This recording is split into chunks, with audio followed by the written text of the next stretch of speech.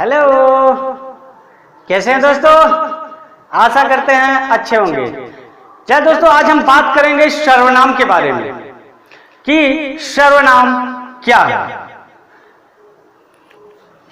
सर्वनाम यह बहुत ही इंपॉर्टेंट है दोस्तों। आपके लिए एग्जाम में जरूर पूछता है कि सर्वनाम क्या है, और एग्जाम में कैसे पूछता है हम जो है आपको आगे वीडियो में बताएंगे दोस्तों। तब तक के लिए हम आपको बताएं, जो शब्द संज्ञा के बदले प्रयुक्त होते हैं अथवा संज्ञा के स्थान पर प्रयोग होते हैं उसे हम सर्वनाम कहते हैं। सर्वनाम किसे कहते हैं? जो शब्द संज्ञा के स्थान पे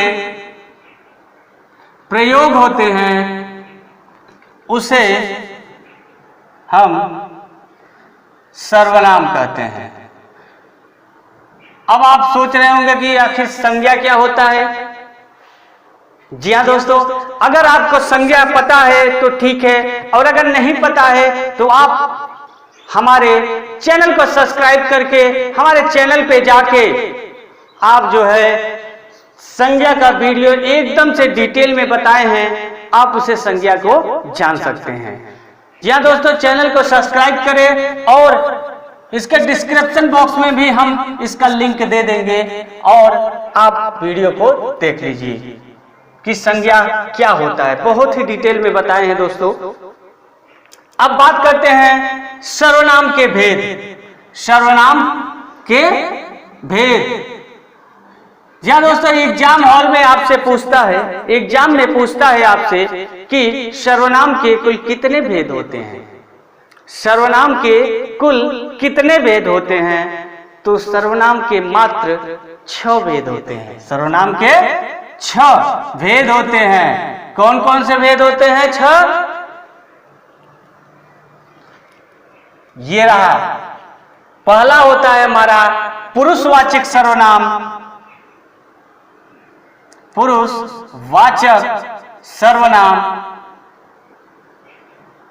दूसरा होता है हमारा निश्चयवाचक सर्वनाम। दूसरा होता है हमारा निश्चयवाचक सर्वनाम। निश्चयवाचक सर्वनाम। तीसरा होता है अनिश्चयवाचक सर्वनाम। जी हाँ दोस्तों, इसको हम याद करने का आपको जो है बहुत ही आसान तरीका बताएंगे, जो कि आराम से आप जो है एक बार में याद कर सकते हैं। जी हाँ दोस्तों, लेकिन उसके लिए आप मेरे चैनल को सब्सक्राइब करना ना भूले। पुरुषवाचक सर्वनाम, निश्चयवाचक सर्वनाम, अनिश्चयवाचक सर्वनाम, और आती है प्रश्नवाचक सर्वनाम। प्रश्नवाचक सर्वनाम, और आती है निर्वाचक सर्वनाम।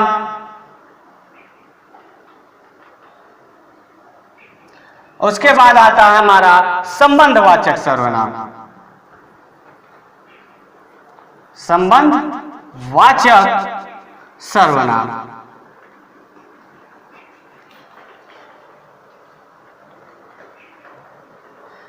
कुल सर्वनाम के 6 भेद होते हैं। पुरुषवाचक सर्वनाम, निश्चयवाचक सर्वनाम, अनिश्चयवाचक सर्वनाम, प्रश्नवाचक सर्वनाम, निर्वाचक सर्वनाम और संबंधवाचक सर्वनाम। जी हाँ दोस्तों, सभी लोग इसमें कंफ्यूज हो जाते हैं कि इसको हम याद कैसे करें। तो हम आपको याद नहीं करवाएंगे, सिर्फ एक आपको कहानी बताएंगे जिसके माध्यम से आपको जिंदगी भर ये याद रहेगा। कभी भूल गए तो आप उसे जो है आराम से सोच सकते हैं कि हमने कैसे सुना था, क्या है। जैसे हम आपको बताएं, एक कहानी के माध्यम से बताएं इसको याद करने का तरीका। सबसे पहले अगर अच्छा लगे तो चैनल को सब्सक्राइब और लाइक जरूर कीजिएगा। कोई व्यक्ति है, मान लो कोई लड़का है, यानी कि कोई पुरुष है, ऐसे मान लीजिए कोई पुरुष है, उसकी शादी की बात चलती है। जब उसकी शादी की बात चलती है तो उस पुरुष के ऊपर पहला तो क्या हुआ, वह पुरुष है, मान लीजिए वह पुरुषवाचक सर्वनाम हो गया, क्लियर है। अब जब उसकी शादी की बात चलती है तो उसके ऊपर आता है कि वह निश्चय करे या अनिश्चय करे कि शादी करेगा या नहीं करेगा, निश्चय करेगा या अनिश्चय करेगा। एक पुरुष है, उसकी जब शादी की बात हुई तो वह निश्चय करेगा या अनिश्चय करेगा। आपका 3 जो है याद हो गया। उसके बाद उससे प्रश्न पूछा जाएगा, उसके बाद उससे प्रश्न पूछा जाएगा, पूछा जाता है, फिर उसका निवारण होगा कि आखिर इसने प्रश्न सही किया। प्रश्न पूछा गया, फिर निवारण होगा उसका कि ठीक है शादी कर लिया जाए। निवारण होने के बाद में उसका संबंध बन जाएगा। दोस्तों, हुआ एकदम से आसान है। आप एक किसी व्यक्ति के शादी के बात से, उस व्यक्ति के शादी से बात के लेकर जब तक बारात में न जाओ तब तक की सारी बातें याद कर लो, आपको सर्वनाम यूं याद हो गए। दोस्तों, इसी बात पे सब्सक्राइब और लाइक जरूर बनती है। दोस्तों, अब हम एक एक चीज को आपको लेकर चलते हैं, बताते हैं कि एक एक पुरुषवाचक सर्वनाम क्या होता है और निश्चयवाचक सर्वनाम क्या होता है। हर एक चीज को हम आपको एक एक करके बताते हैं। पहले बताते हैं कि पुरुषवाचक सर्वनाम क्या होती है। दोस्तों, जो सर्वनाम सजीव वर्ग के लिए प्रयुक्त होते हैं उसे हम पुरुषवाचक सर्वनाम कहते हैं। दोस्तों, जो सर्वनाम सजीव वस्तु के लिए प्रयोग होते हैं उसे हम, यानी कि पुरुषवाचक सर्वनाम उसे कहते हैं जो कि सजीव वर्गों के लिए प्रयोग होता हो, उसे हम पुरुषवाचक सर्वनाम कहते हैं। सजीव और निर्जीव तो आप लोग पढ़े ही होंगे। अब जैसे इसके 3 भेद हो जाते हैं, इसके पुरुषवाचक सर्वनाम में 3 भेद हो जाते हैं। जैसे प्रथम पुरुष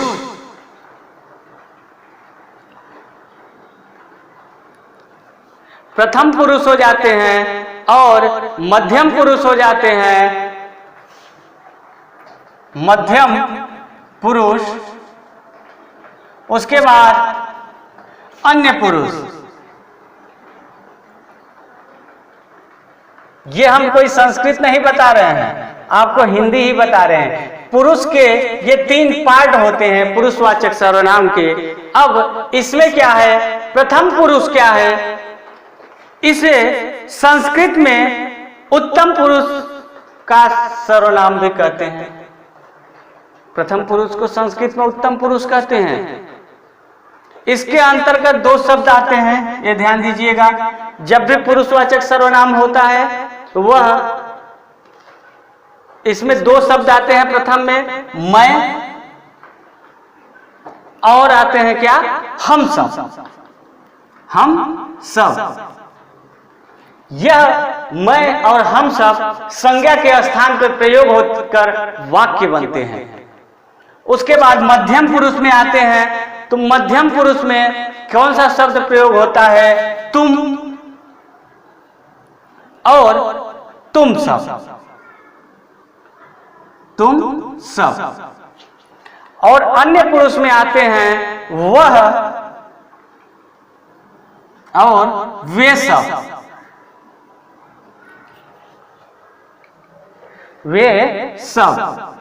यह प्रथम पुरुष में, जैसे हम बताएं इसका उदाहरण, प्रथम पुरुषवाचक सर्वनाम कैसे बनती है। जैसे अगर कोई कह दिया कि राम खेल रहा है, तो यह जो है संज्ञा राम हो जाता है, तो संज्ञा के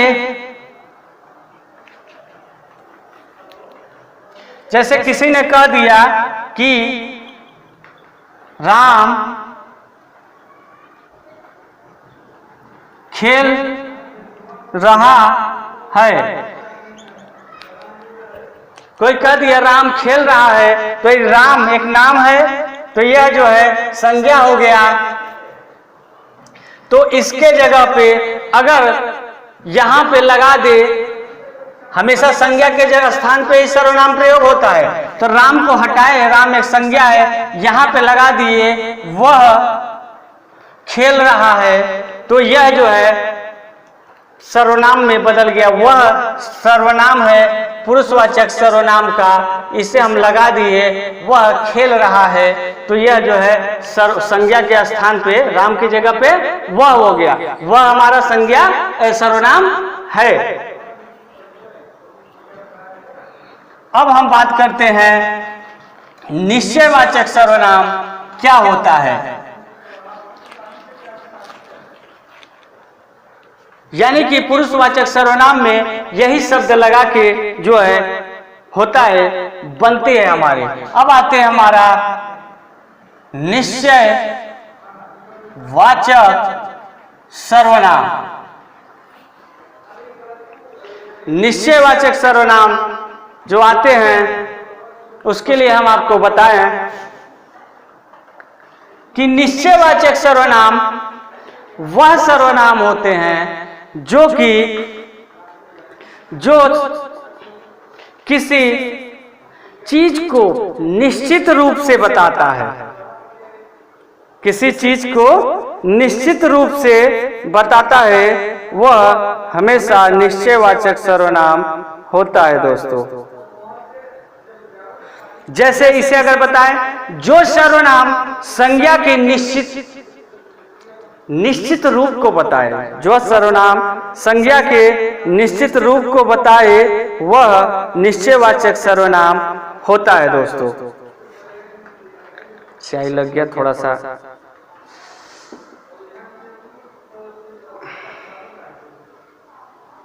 एक मिनट। जैसे क्या निश्चय होता है, और इसको हम पहचानेंगे कैसे, इसका उदाहरण क्या है, कैसे पहचानेंगे, कोई आइडिया है? बता रहे हैं आपको। जो यह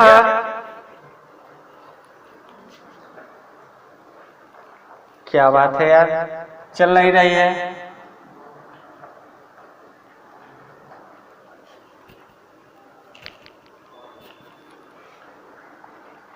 कोई नहीं। निश्चयवाचक सर्वनाम वह सर्वनाम होता है, इसकी पहचान जो होती है ये हमेशा एक निश्चित चीज के लिए बताता है। जैसे वह लड़के खेल रहे हैं, वह लड़के खेल रहे हैं, इसका मतलब यह हुआ कि वहां पर उन्होंने प्रयोग किया वह लड़के, प्रयोग किया वह लड़के खेल रहे हैं। यानी कि वहां पे इसे निश्चित कर दिया गया कि वह लड़के ही खेल रहे हैं, कोई और नहीं खेल रहा है। यानी ये फिक्स है कि वहां पे लड़के ही खेल रहे हैं, इसलिए वह जो है निश्चयवाचक सर्वनाम हो गया। अब बात करते हैं अनिश्चयवाचक सर्वनाम। ये बात कर लेते हैं अनिश्चयवाचक सर्वनाम। अनिश्चयवाचक सर्वनाम में क्या होता है? अनिश्चयवाचक सर्वनाम, अनिश्चयवाचक सर्वनाम क्या होता है? इसमें कोई निश्चित नहीं होता है, कोई निश्चित नहीं होता है। इसके अंतर्गत हम कोई कुछ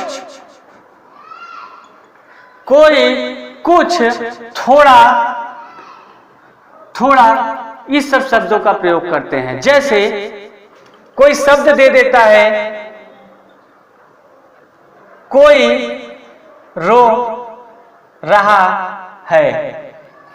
शब्द दे दिया कोई रो रहा है। इसका मतलब हुआ यहां पे कोई का प्रयोग हुआ है। कौन रो रहा है पता नहीं है, लेकिन कोई तो रो रहा है। ये निश्चित नहीं है कौन रो रहा है। इसमें बोल रहा है कि कोई रो रहा है, यानी कि यह निश्चित नहीं है, इसलिए यह अनिश्चयवाचक सर्वनाम हो गया है। अब बात करते हैं कि कुछ बच्चे खेल रहे हैं। यहां पे दे देगा कुछ बच्चे खेल रहे हैं। कुछ बच्चे खेल रहे हैं, तो इसमें भी कोई निश्चित नहीं है, इसलिए जो है यह अनिश्चयवाचक सर्वनाम है। जैसे है बहुत से छात्रों ने परीक्षा छोड़ दी। अब इसमें भी बहुत से छात्र की बात हो गई। अब यह भी जो है निश्चय नहीं है। इसी तरह है बहुत से लोगों ने मेरा चैनल अभी तक सब्सक्राइब नहीं किया है, तो ये भी फिक्स नहीं है। हमने बहुत से लोग हैं, कौन कौन नहीं किए हैं अभी कर ले। या दोस्तों इसी के ये जिसमें निश्चय ना हो वह अनिश्चयवाचक सर्वनाम कहलाता है दोस्तों। अब बात करते हैं प्रश्नवाचक सर्वनाम का, कि प्रश्नवाचक सर्वनाम क्या होता है।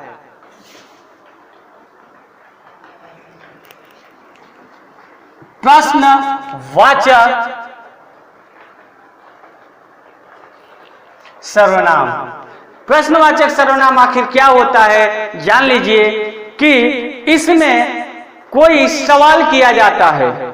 इसमें कोई सवाल किया जाता है, कोई प्रश्न पूछा जाता है। इसमें जो है जैसे कौन आ रहा है, कहीं सवाल हो गया कि कौन आ रहा है, तो यहाँ पे कौन जो है यह सर्वनाम है, और यह कौन सा सर्वनाम है प्रश्नवाचक। पूछ लिया जाए क्या खा रहे हो, तो यह जो है प्रश्नवाचक हो गया, क्योंकि इसमें प्रश्न किया गया। जैसे और हो गया क्या आपने अभी तक मेरे चैनल को सब्सक्राइब किया, तो ये भी प्रश्नवाचक सर्वनाम में आएगी। और जैसे हो गया कहाँ जा रहे हो, क्या कर रहे हो, ये जो है पूरा का पूरा प्रश्नवाचक सर्वनाम में आती है। अब आती है निजवाचक सर्वनाम। निजवाचक सर्वनाम, निजवाचक सर्वनाम जो सर्वनाम अपनापन का बोध कराए। जी हाँ दोस्तों, जो सर्वनाम अपनेपन का बोध कराए वह निजवाचक सर्वनाम, वह जो है निजवाचक सर्वनाम कहलाता है दोस्तों। जैसे तुम स्वयं ही यह काम कर लो। जैसे तुम, दिक्कत है, जैसे कोई दिक्कत नहीं, आप लोग ध्यान से सुनिएगा, उसी में हम आपको बता देंगे। जैसे कि तुम स्वयं ही अपना काम कर लो, यह जो है अपनेपन का बोध कराता है, तो निजवाचक सर्वनाम हुआ। और इसके बाद हम बात करते हैं संबंधवाचक सर्वनाम। संबंधवाचक सर्वनाम, जो सर्वनाम, ध्यान से सुनिएगा, जो सर्वनाम कर्ता से संबंध जोड़ते हैं। जो सर्वनाम कर्ता से संबंध जोड़े, यानी कि करने वाला संज्ञा, जो भी करने वाला है उससे कर्ता से संबंध जोड़ते हैं, उन्हें हम संबंधवाचक सर्वनाम कहते हैं। इसके अंतर्गत जो, सो, जिसे, तिसे आदि शब्दों का प्रयोग करते हैं। अब इसका उदाहरण जैसे क्या है सुन लीजिए।